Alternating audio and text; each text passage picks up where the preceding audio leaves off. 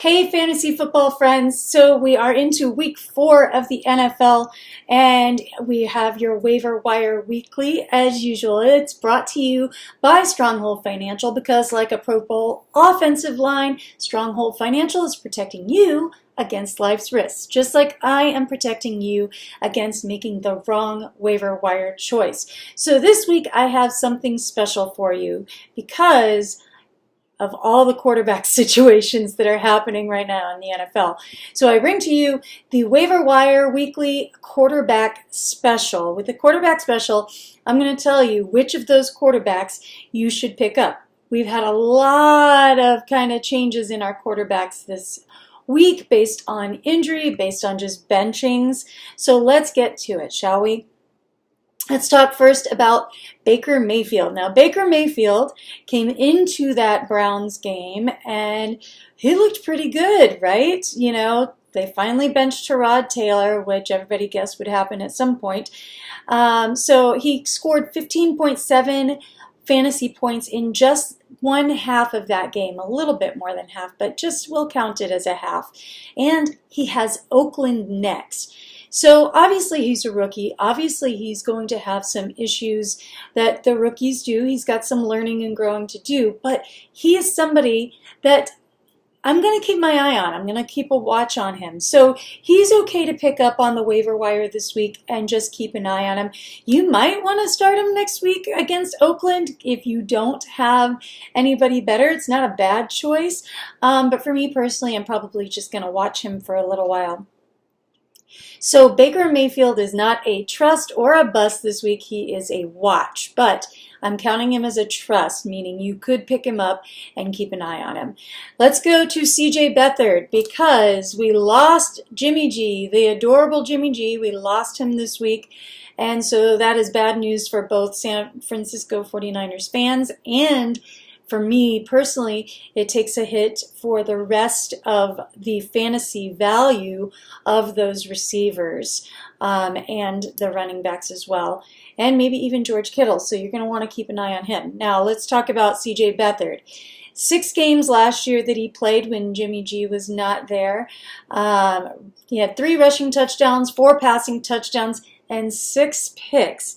His highest fantasy point total was 25, but that was against the pitiful Giants of last year. If you remember how bad the Giants were last year. The rest of his fantasy points in those 6 games, not really worth mentioning. We're calling him a bust. Now let's talk about Josh Allen. So watching so far this year, we're seeing from him what we saw in college. He has very high peaks and very low valleys. I'm expecting more of the latter for him. I'm calling him a bust.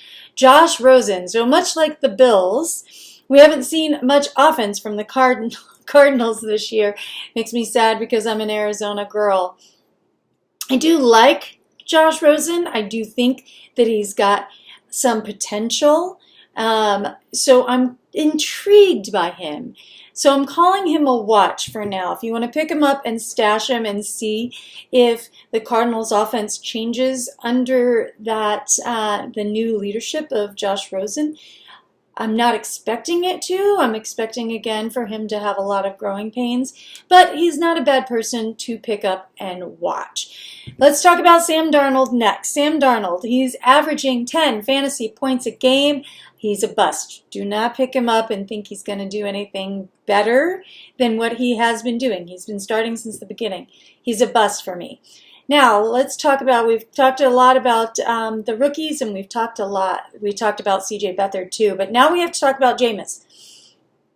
Because I think the expectation is that Fitzpatrick is going to keep that starting position, but with those 3 interceptions that he threw, maybe a little bit fuzzy right now. Yeah, he scored a lot of fantasy points last week still, even with those 3 interceptions, but let's take a look at it.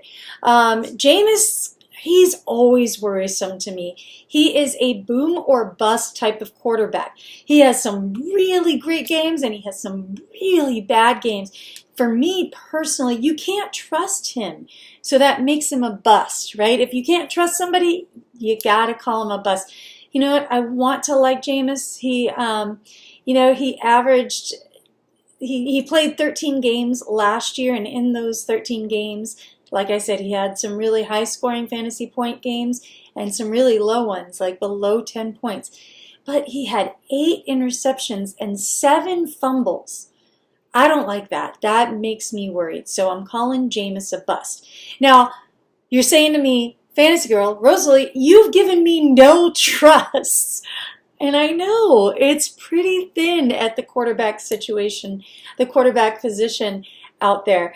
I'm going to give you a trust because so far this year, he's been trustworthy. Now, we're only 3 games in, so he could disappoint me. But I have to go based on what I'm seeing so far this year. And so Joe Flacco is the trust at the quarterback. What? How is that even a conversation? But it is. He's posting his best quarterback rating so far of his career at 92.8. He has 6 touchdowns, almost 900 yards, and he's averaging 18.3 fantasy points per game. I'm calling that a trust, my friends.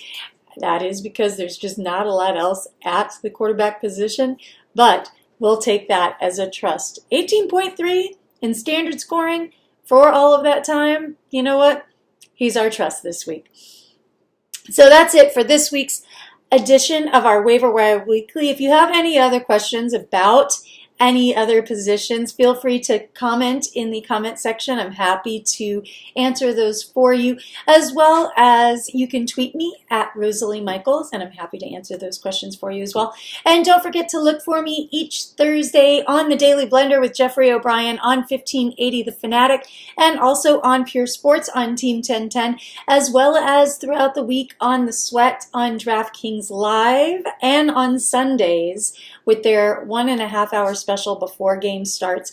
I'm on there as well. All those links are below. And if you have any questions, start questions, you can post those below as well, or on my Twitter page. Until then, I'll see you next week.